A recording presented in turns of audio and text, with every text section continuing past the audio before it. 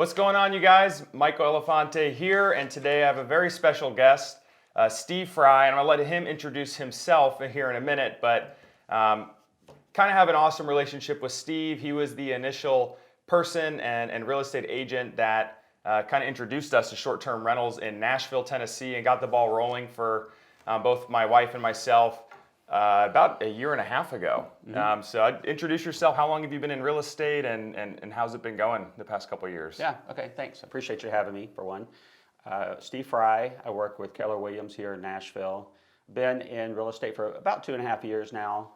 Previous to that, I was a corporate finance guy for about 25 years, and mostly in the healthcare world. So, but I made the move to real estate a few years ago. It's been great, actually, and even during the pandemic, I mean, you'll hear this from a lot of agents. The market kind of really continued to boom. So my second year was during the pandemic, which initially terrified me, but ended up being my best year to date. And then actually this year's kind of steamrolling even ahead both of those. Yeah. So talk about your initial transition into being a real estate agent, because a lot of people have interest in it, but it's nerve-wracking, especially if you're going into a commission-only structure when you're used to a salaried job. How did you get started? And then can you talk a little bit to your initial focus areas? I know you focused on rental properties or short-term rental properties kind of as you were building your network. Yeah, absolutely. So, yeah, I mean, getting into the business initially, the whole goal was to kind of find a niche or something to differentiate yourself from everyone else. I mean, it's just same in business. Like, how do you separate yourself from the pack? I mean, the same thing you guys do with your short-term rentals. You know, you create a different experience and a uniqueness about it. So, yeah, you have to create that niche to where, especially early on, because like Middle Tennessee, 12,000. Agents probably in this market. So you come to the fold. You're like, okay, how do I get ahead or different or get business to start with? So my initial track was, okay, let me go after the investor world, just because some of the research I did showed that not only was there a big demand for people looking for an investor agent, somebody that could kind of dedicate and understand that world. My finance background was kind of a perfect thing to dovetail into that as well. Whether or not I even knew what I was talking about at the beginning, but at least my finance background gave people some reassurance. So, but I did a lot of research, studied the market, dug into properties, understood what people were looking for, and it was more about, okay, let's go out and talk to the investors, figure out what they want, and then to go find it. And that's really what most of those investors are looking for. And then from there, it's kind of more like a match game. So I think one of the biggest things that was useful for us as new investors is having an agent that knows how to navigate the different zoning laws and permits and things of that nature. A lot of cities, such as Nashville, have pretty strict zoning laws, and it's tough to navigate as a new investor. So working with Steve was super beneficial for us to honestly help eliminate certain properties quicker. Mm-hmm. So if you could talk to that a little bit. Yeah, absolutely. So, most cities have either regulations in place around short-term rentals, or in some cases they ban them completely. There's a few places that do have some open-ended regulations or no regulations in place, but most of the major cities have something. So it's actually good to really to understand what those regulations are, to be able to capture them and filter out properties and information back to a client. Because I get the questions all the time. Oh, I'd love to invest in Nashville, but I know they don't allow short-term rentals, or there's heavy regulations in place. And there are regulations. The good thing is they've stuck pretty well to those regulations since they've set them. And kind of knowing the rules of the sandbox lets you really kind of play in that investor game safely, as safe as possible at least. Yeah, and do you own short-term rentals or long-term rentals yourself? Yeah, so we have a short-term rental that we've had for a while, and so having that initial knowledge, and my wife used to actually be a short-term rental property manager. So from that, I mean, they had 40 to 50 properties they managed. I got to see not only our information as well as see the information that they had on those properties, how well they did, what the earnings were. how they performed in different areas of town based on number of bedrooms, the design, layout. So I could from that can start to try to put a picture together of what a projection is of revenues for a property. Mm-hmm. Now, COVID was a whole different story, but under a typical market, I could fairly accurately gauge how a property is going to do in this market. So I feel like that's a big thing that I could bring, benefit I could bring to a potential investor, is not only to say, okay, here's where I know there's properties that are legally zoned, but also give them a rough estimate of how well I feel like they're going to perform. Yeah, and let's talk about, you mentioned COVID for a second. So talk about the housing market. I think a lot of people are seeing the limited supply out there and the increase in prices, which can be attributed to actually many different factors. But can you talk about that and also the short-term rental market and how that's starting to turn around a little bit? We've seen in both Nashville and Gatlinburg a huge boom in future bookings, which is a positive sign. I think people are getting more comfortable with traveling, but I know a lot of people reach out to me on different social platforms and ask, is now still a good time to invest? Should I wait? Talk about maybe timing the market. Is it impossible to time the market? And then touch on what you're seeing as far as like travel come back, and when would be a good time for a new investor to get going? Yeah, I mean, it's a great question because my business is not only, of course, residential housing, and residential housing right now is completely through the roof. It's very tight. There's not much inventory. Everyone's fighting for the same properties. There's a ton of people moving to the Nashville market, but that's the case in a lot of cities. There's getting a lot of growth, and people are fighting all for the same houses, and there's not much inventory. So that's the residential side. The investor world. Between long-term rentals and short-term rentals, I would say the short-term rental right now, one of the benefits of 2020 was that, at least in Nashville, it helped to not only pause prices for a minute, because prior to that they were growing and escalating, but it paused prices, but it also kind of freed up a little inventory in the market. So some more stuff came to market when people decided, okay, I'm going to step back and maybe get out of that area, or sell off a property or two if they had several of them. So that we entered 2021 kind of with that mindset. Now I can tell you just from personal experience, the number of contacts and the people that are reaching out to me from an investor standpoint, and starting 2021 has been through the roof. I mean, it's probably back to where it was in 2019. So there's a lot of people looking for short-term rental properties, some looking for long-term properties. I mean, I work in both arenas, but on the short-term rental side, I can tell you the demand is definitely there. I'm getting probably 1 to 2 new contacts every single week from people around the country just looking for information or trying to figure out what makes sense. Yeah, and how many of your investors that are reaching out, whether it's short-term rentals, long-term, whatever, commercial, how many of those are out-of-state investors? What percent would you say? 80%. Wow. Yeah, okay. yeah. Majority of them are around the country. And again, that's kind of where I tailor my business towards those kind of people. So I can get out, I can do video shoots of places. For the most part, I have a laundry list of places that I've already looked at and done videos on. I can send them those. I can shoot them not only my worksheet of available units, but also pro formas that I've kind of put together. And again, that's where my finance background kind of comes into play, to estimate what costs are going to be, and to give them a good barometer of where what they feel like they're going to do with that property. Yeah.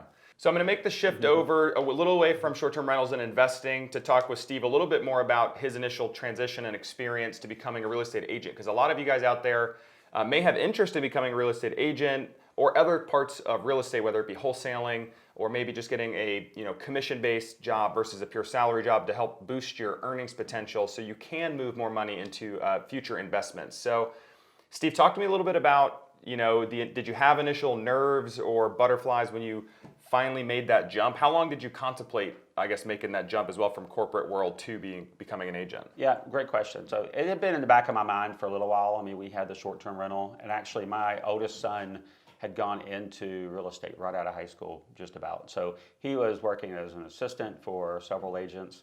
So I got a little bit of a flavor from that, what that world looked like. And then I had a couple of jobs in a row that went away, one due to an acquisition, another due to operations moving out of town. So, getting older, I'm 51 now, that was at a point, I was 48 at that point. It's like, okay, I can't continue to restart over in this corporate world.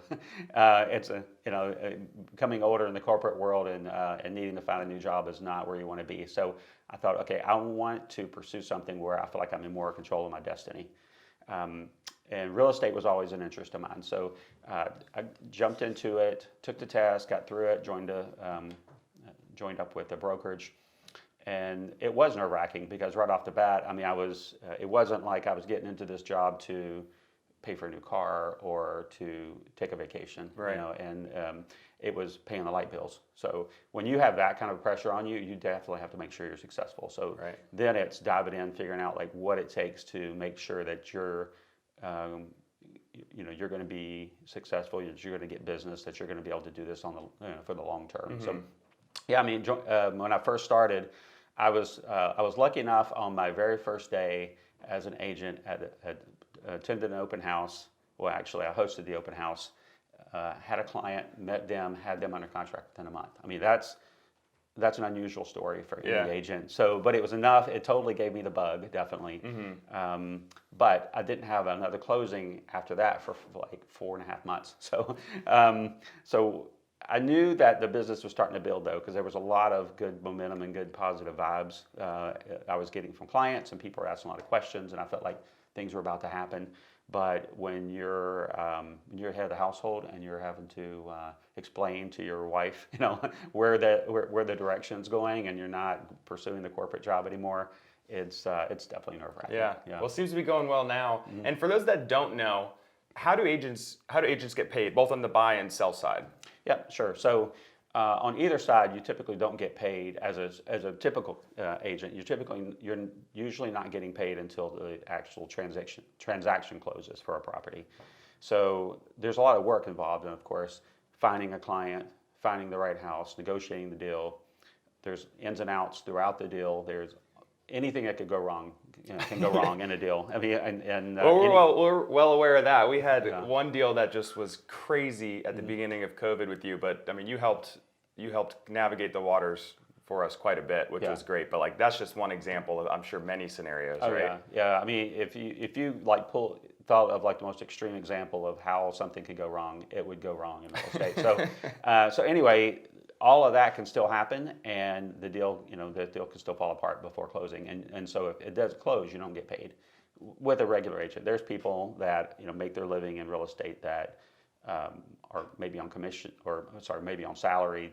They may work for a builder. So I mean, there's other avenues. But for a standard agent, you're not getting paid until something closes. Mm-hmm. And I'll probably have 10 to 15 deals a year that I get under contract and don't close, even right up to the closing date. Wow. Sometimes. Yeah. So because a lot of things can go awry with inspections, with just people backing out because of nerves, or they find something else, and they'll fork up their earnest money because they don't want to risk it in an investment for whatever reason. Yeah. So with real estate agent, is there like a typical percent commission on deal size, or does it vary? Because I know and for those that don't know, usually in the contracts, the seller side pays for both agents' commissions. Is that correct? Correct. Yeah. I mean, that's not the case in every single market, but you see that in most markets, and you do see that here in the Nashville market. I mean, there's no standard commission amount. I mean, there's an amount, but 2-3%. Mm-hmm. It could be higher, it could be lower. It's just whatever gets negotiated during the process on both sides. And certain types of real estate may have higher commissions. If you start getting into the commercial side with larger properties, mm-hmm. And some might even have lower commissions just on average. But that range is about what you see. Yeah, Interesting. And then can you talk about the difference between the buy and sell side? Because I know you've represented both sides. In some scenarios, you've probably represented both parties for the same transaction. Yeah. And do most agents lean one way or the other, or is everyone kind of both sides? Yeah, I mean, starting out, you naturally get more buyers than sellers, just because you have to kind of be established, I think, more for people to start trusting you to say, okay, I'm going to hand over my house for you to list.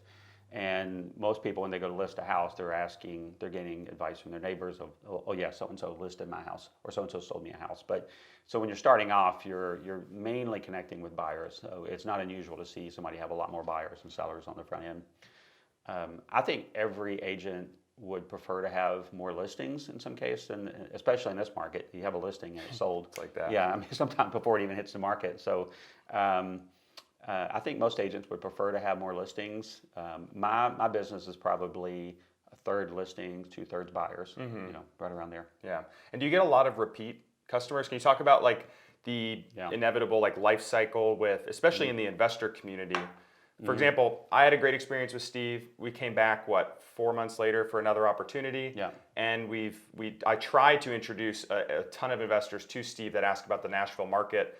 And we finally got some friends to close on an investment property. Actually, today was their closing date. And I think that was the first referral that finally closed, which I was super excited about because I know I've sent people over, and it's always hit or miss with certain people if they're actually prepared to make the investment or if it works out. But can you talk about like the life cycle and like just the building the network and how important that is in growing your business? Yeah. So for being in the business 2.5 years, most of my residential customers haven't had a repeat of a residential customer yet. It'd be pretty unusual somebody to move in and then turn around and move from their primary home within a year or two. So, but I try to stay in front of those people just so they'll think of me for front of mind when they go to sell, or if they have a friend to recommend. The investor side, though, that's really one of the areas I want to focus on because I knew there's repeat business there. And if you're a good agent and you provide good value, you're going to be getting that continuous cycle. I've had, even in the short amount of time I've been in the business, I've had some clients buy 5 different properties from me. Wow. Most people are there, they're probably buying a single property and they're talking about another property down the road, but I definitely have a handful of clients that have purchased anywhere between 2 to 6 properties. Wow. Yeah. That's awesome. And then if you're comfortable sharing this information, a lot of times on my channel, I'm very open about personal finance and money because a lot of times it's kind of taboo in all, like a lot of industries, just to openly disclose like how much money you make or what streams of income produce what for your life and what you spend that money on, how you invest. But I think it's important to honestly talk about that stuff because you guys may not have interest in something until you really fully understand how that income is produced. For example, investing or a commission-based job or a real estate agent.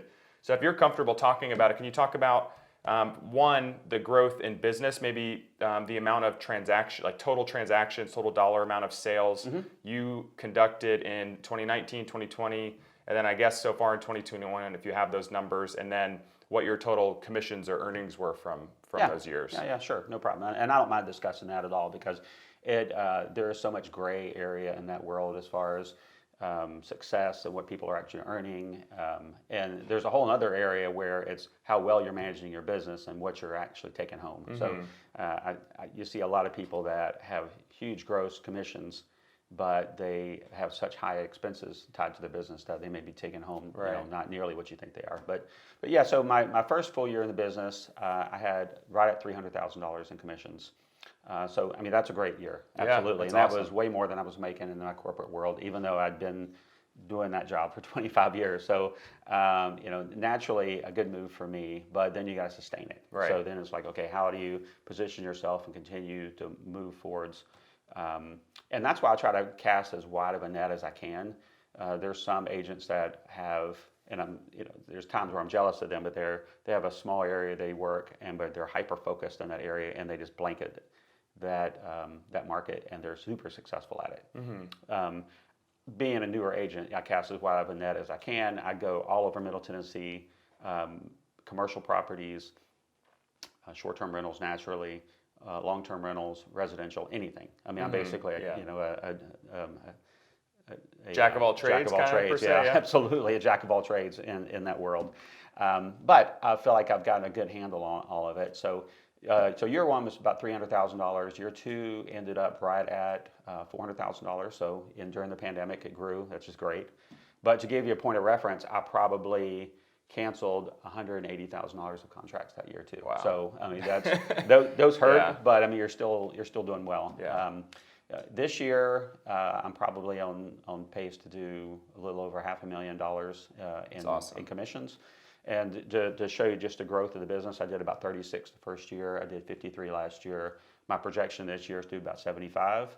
And as part of that, I'm starting to, trying to build some builder relationships and get in with them so that we can find opportunities for them, but also be the listing guy on the back end. Yeah. So, so yeah, there's a lot of growth still to be had with my business. I don't think I want to be the biggest agent in town. That's a big headache to take on, and a lot to take on. I mean, you have to grow in a huge business. Yeah. But I do like the kind of pace that I'm growing at and how I'm building the business. Yeah. And how does that compare? I mean, to be that new in real estate as an agent, that's like that's from the outside eyes looking at, that's incredible growth and that's amazing. Like, congrats on all that success, and hopefully that's motivating to all you guys out there, guys and girls who have interest in being a real estate agent, but you're nervous about leaving kind of the comfort of a salary job and the natural benefits and things that comes along with that. But if you guys are serious about taking your earnings to the next level, and maybe you want to get involved in real estate investing, become financially free, this is just like a prime example of someone who's been in a completely different environment for 25 years and gets into something new and worked hard and just made it happen. Yeah, thanks. I mean, there's a lot of 12 to 16-hour days behind it. And my wife is always telling me to put my phone down, put the laptop down. Yeah, I have that same problem. Stop looking at it during dinner, But I mean, it's actually it's a career where you can kind of marry both your personal life and your work life. And some really high performing agents do a really great job that I see of cutting off those times and working hard when they need to work hard, but also enjoying themselves. So I'm still trying to figure that balance out. Right now, I just feel like I work all the time, and that's partly on me to kind of set some of those rules and regulations around how I'm going to handle the business. But it's a great career. Absolutely, you do have to work really hard to kind of differentiate yourself, like I mentioned earlier, to create an opportunity, and then it's a lot of networking. There's a lot of just social contact and trying to forward thinking, figure out, okay, what can I do that to take advantage of opportunities? Where can I look for opportunities? So, but the money's out there definitely. There's, I would say, I'm probably right around the top 100 agents in this town out of that 12,000. So that's a good thing. But this goes to show you the top agents are probably doing $250 million of business. Where this year I'll do maybe 30 million. Wow. So I mean that's still a great number, but there's a big difference between that and that. So yeah, for sure. That's awesome. And then kind of a good segue to this is for those that are interested in becoming a real estate agent, that are contemplating that, what would you give as advice to people? Just like simple advice, or maybe things you wish you knew or you're glad you did know when you first started out? Yeah, I mean, that's a really great question because it's an interesting industry because when you join a brokerage, you have people that you can ask questions of sorry about that, that you can ask questions of within the brokerage itself and get advice from, but there's a lot of people that try to hold a lot of that information kind of close to their vest. And I think a lot of that is people don't want to be sharing too much information because they've worked hard to gather that information and to be successful in their own right, and they just don't want to give it up too freely. I took a different approach. I mean, I feel like if I can be open and forthright with people, then I can learn from them. They can learn from me. I mean, there's enough business out there. Just sharing that information back and forth, and being a mentor or being a mentee in some cases. What is the hardest part about being a real estate agent? I have a feeling it might be the work-life balance, trying to figure out that. Like, you're pretty much on call almost 24/7. I mean, we've had deals that we were texting back and forth at 11 o'clock at night. Yeah. And I feel bad texting you at 11 o'clock at night, but we're also trying to get the deal closed. Talk about the most difficult parts about being an agent. Yeah, so I think it's mainly around just time management and trying to figure out how to balance yourself, basically, because you're right. I mean, especially when you get busy and there's lots of deals, there's an unlimited amount of time that you can spend you can spend 24 hours a day working these and also trying to chase new business and growing your team and marketing yourself. I mean, it's like a real business. It's not it's not just you out there. You're definitely having to. It is initially, but then it's you having to figure out how to grow your own little your business. You might have team members that you're now responsible for, trying to market yourself, trying to promote yourself, getting education and understanding what the trends that are going on in the industry. So there's always things to try to work on your current stuff, but also chase new business. And that balance, along with any business, is always, I think, going to be a challenge. Yeah. What about things you enjoy the most outside of the earnings potential and things like that? Is there one or two things that you thoroughly enjoy in the work that you're doing now? Yeah, absolutely. I mean, just working with clients, I think maybe because of my finance background, but working with clients, finding the right property, negotiating the deal, and getting them the property. I mean, that's always kind of my motivating driver. I just kind of love the deal, the art of the deal. I mean, there's some agents that love architecture, they love the design, and they love, the actual furnishings of the house. There's a lot of motivating drivers for people. For me, it's more about, okay, I want to make sure that I can get somebody the best house for the best deal possible. Yeah, that's awesome. So I got two last questions for you. Thanks for being so upfront about all this information. Hopefully you guys got a ton of value from it. If you did, don't forget to like and subscribe below. It helps out the channel and get this promoted out to other people who may also find benefit from viewing it. So I got two questions for you, or I guess one really. But what's next for Steve Frye? And what goals and aspirations do you have, personally, and I guess as a family, and things like that moving forward? Yeah, I mean, I've had a wild ride so far, and 2021 has definitely been building on that as well. I mean, this year starting off bigger than last year was, and it's interesting. This year I'm getting more diversified. So not only am I, which is interesting because I was already pretty diversified, but I'm getting more diversified. So it's just leading to a lot of different opportunities. I mean, not only do I want to continue to keep growing the business, I want to add to the team. I work with my son Logan. I mentioned him earlier that on the business. So he and I are looking at how we can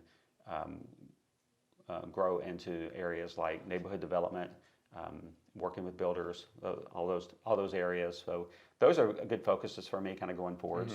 It feels like I can start to diversify. I mean, currently I just listed an apartment complex, a residential house over in a hot part of Nashville. I've got a commercial tract of land up north of Nashville, and then a big land tract that I'm also going to be listing. So those are just areas that I've kind of naturally migrated into on top of my current business. So yeah. It'll be interesting to see where it takes me going forwards, but I'm open to every challenge possible. Yeah, that's awesome. And then lastly, if there are investors out there who are looking at the Nashville market or in Middle Tennessee, how do people get in touch with you? Yeah, okay. Yeah, so again, my name is Steve Frye. Cell phone number is 615-500-1175. I've got a website. It's fryegroupnashville.com, and it's spelled F-R-Y-E, so fryegroupnashville.com. And we try to, it's a great website. I feel it's pretty interactive. Get on there, take a look. You can do searches of the Nashville market. You can reach out to myself or my son through there. But yeah, that's... Yeah, I'll drop all that contact below, so you guys don't have to write it down. It'll be down in the description below. And then for those that also have interest in investing in short-term vacation rentals, I just launched a course that basically goes A to Z, everything I've learned. And part of that is working with agents like Steve, working with different lenders and how to pick a market, evaluate properties, things like that, and go from beginner to expert short-term rental investor. I feel like there's a ton of value there. So I'll drop that and all of the resources that I provide down below. So feel free to check that out. But I had a lot of fun today, Steve. Thank you so much for coming by my little studio here upstairs. And looking forward to seeing what you do in the next several months and several years. Same with you. Thank you for having me. Yeah, I appreciate it. Thank you. Yeah.